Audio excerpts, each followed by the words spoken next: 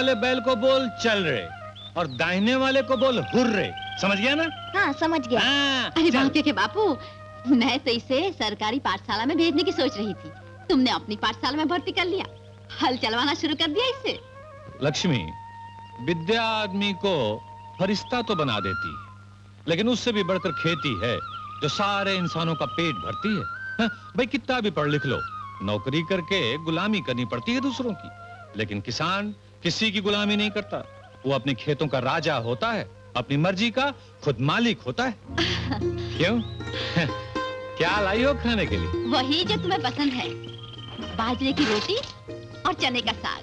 हाँ, साथ में चटकारे के लिए आम का अचार और मटका भर छाछ। वाह वाह वाह वाह। चल चल चल।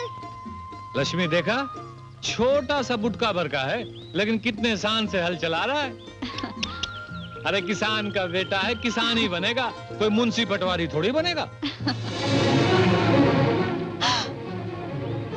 अरे वो देखो, बड़ा खतरनाक बैल दिखता है। हे भगवान! अरे बाप रे! मेरे बेटे! अरे बाप रे, बाप रे! चल,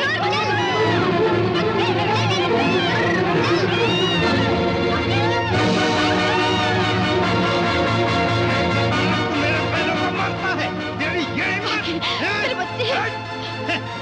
बजर बट्टू, मैंने बड़े बड़े बैलों को सींग से पकड़कर दोहरा कर दिया है, तू तो चीज ही क्या है? बड़ा सताया इस बैल ने हमें, इसके पीछे भाग भाग के दम निकल गया हमारा। लाओ भाई, इसे हमें दे दो। हाँ हाँ बजर बट्टू, इतनी आसानी से थोड़ा ही दे दूंगा इसे। सूरज डूबने तक और इसकी मस्ती खत्म होने तक इसे हमारा खेत जोतना पड़ेगा। जानते हो ये किसका बैल है? अरे किसी का होने दे, इसने मेरे बैल का पैर तोड़ा है, अब इसे उतना ही काम करना पड़ेगा जितना मेरा बैल करने वाला था। अभी तक हम शराफत और भलमनसाज से पेश आए हैं, ये बैल हमें देता या नहीं? सूरज डूबे तक नहीं। जाके अपने मालिक से कह देना कि वो सारी दुनिया का मालिक नहीं है, समझा? कह देंगे, आगे धूप गद्दा। अरे भाग बजर बट्टू कहीं का। चल चल। खाल खींच लो इसकी।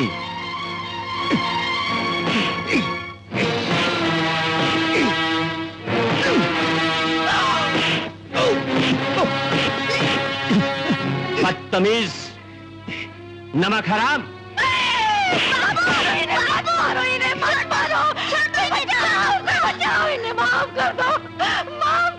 देख क्या रहे हो? उठाओ इन्हें, अब ले जाओ यहाँ से। निकाल लो अपने बैल को और जोड़ दो इसको इसी के हल में। हम इसे दिखा देना चाहते हैं कि इसकी जान हमारे बैल की जान से ज्यादा कीमती नहीं है। उठाओ, ले जाओ इसे।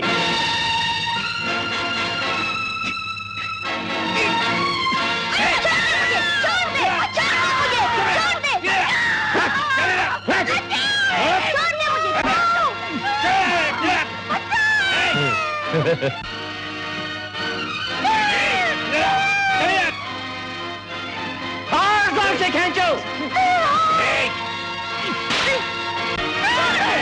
ठीक है।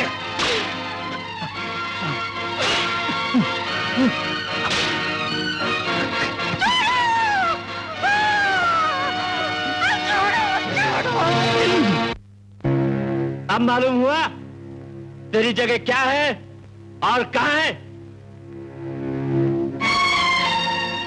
अरे ये तो मर गया। चलो चलो जल्दी करो। बाबू!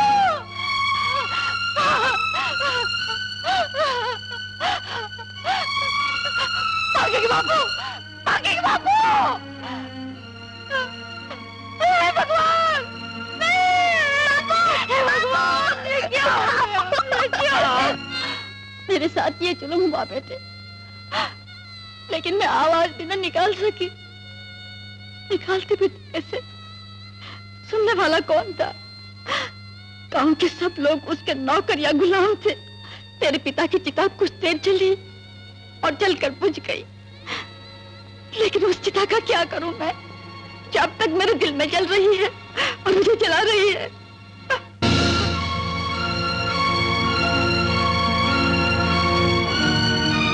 बापू, मैं तुम्हारे खून से पैदा हुआ हूं, तुम्हारे उसी खून की जिसे इसी मिट्टी में मिला दिया गया है। मैं कसम खाकर कहता हूं कि उसने इस संग्राम सिंह को मां, जिस राक्षस ने तुम्हारी मांग से सिंदूर मिटाकर राख भर दी, जिस भेड़िए ने एक बेटे को बाप से हमेशा के लिए जुदा कर दिया, मैं उस कुत्ते को। मैं इसीलिए तो आई हूँ बेटे। मुझे मालूम था तो संग्राम सिंह के खून से वो चिता बुझाने की कोशिश करेगा जो मेरे अंदर जल रही है। मुझे वचन दे बेटे। बोल माँ, तुझे क्या चाहिए? संग्राम सिंह का लहू चाहिए जिसे तेरे पांव धोए जाएं, या उसकी बोटियां चाहिए जिन्हें सुखाकर इस खेत में डाल दिया जाए?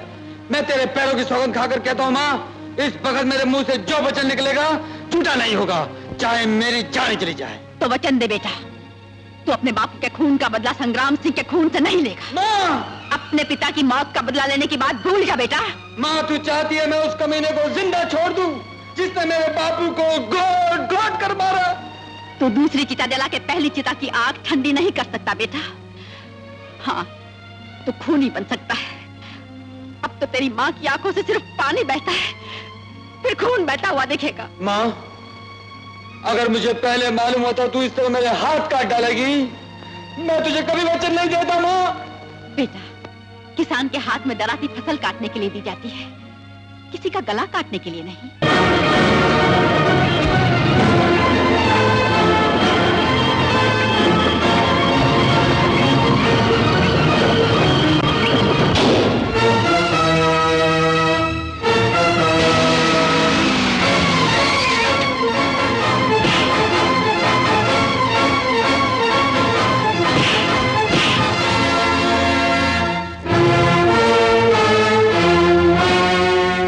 भीम, आज तेरी जगह ये कमीना जो महल में। नहीं, नहीं बाकी नहीं, मुझे माफ कर दे बाकी, मैं तेरे पाँव पड़ता हूँ। तुझे माफ नहीं किया जा सकता। तू वो राक्षस है जो सारी जिंदगी इंसानों का खून पीता रहा है। तो फिर मुझे तड़पा तड़पा के मत मारो बाकी, मेरी जान ही लेनी है तो एक ही झटके में ले ले। बहुत सब दुखों का अंत होती है बेवकूफ, फिर कैसे तुझे जल्दी से मार दूं? घुटने सिरे कर और हाथ जला। किस बेरहमी से तूने बारों को मारा, उसकी पीड़ा और आखिरी सांसें आज इस जुआ की शकल में तेरे कंधे पे सवार है। चल कमीने, चल, चल कमीने, चल। ये वही खेत है कमीने जिसमें तूने मेरे बेकसूर बापू का खून बहाया था। आज उसी खून से मिली हुई है मिट्टी तेरा खून मांग रही है। आगे बढ़ हरामखोर, हरामखोर। अब सीख रहा, उस वक्त तुझे मेरी माँ की चीखें नहीं सुनाई दी थी जब तूने उसके सिंदूर को इसे मिट्टी में मिला दिया था। आज वही सिंदूर तेरी मौत का पट्टा बनकर तेरे गले को दबा रहा है। रुक जा, बच्चन की खातिर इतने दिन तक रुक गया था, लेकिन जब इसने पारों को भी मार डाला तो वो वचन टूट गया। अब दुनिया की कोई भी ताकत इसकी जान लेने से नहीं रोक सकती।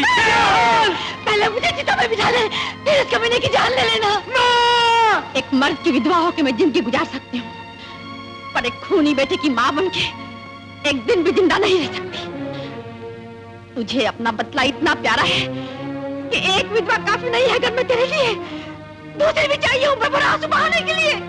बाकी अगर इस पापी की मौत इसी मिट्टी में हुई जहाँ तुम्हारे पिता की मौत हुई थी तो ये उनको बहुत बड़ापन होगा।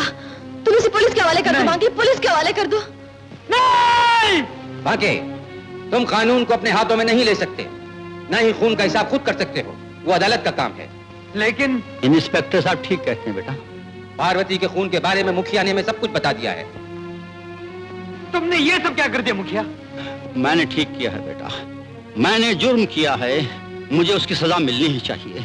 अगर मैं पुलिस से सब कुछ न कह देता तो तुम कत्ल जैसा भयानक जुर्म कर बैठते और उसी कतार में खड़े हो जाते जिसमें संग्राम सिंह जैसे जालिम और मुझ जैसे जालिमों के गुलाम खड़े हैं। बेटा, हमारे देश को हम जैसे कुत्तों की जरूरत नहीं है, जरूरत है तुम जैसे जवानों की जो अपने असूल के लिए अपनी जान पर खेल जाते हैं। बेटा, अपनी जान को इस घटिया खून के लिए कुर्बान मत करो।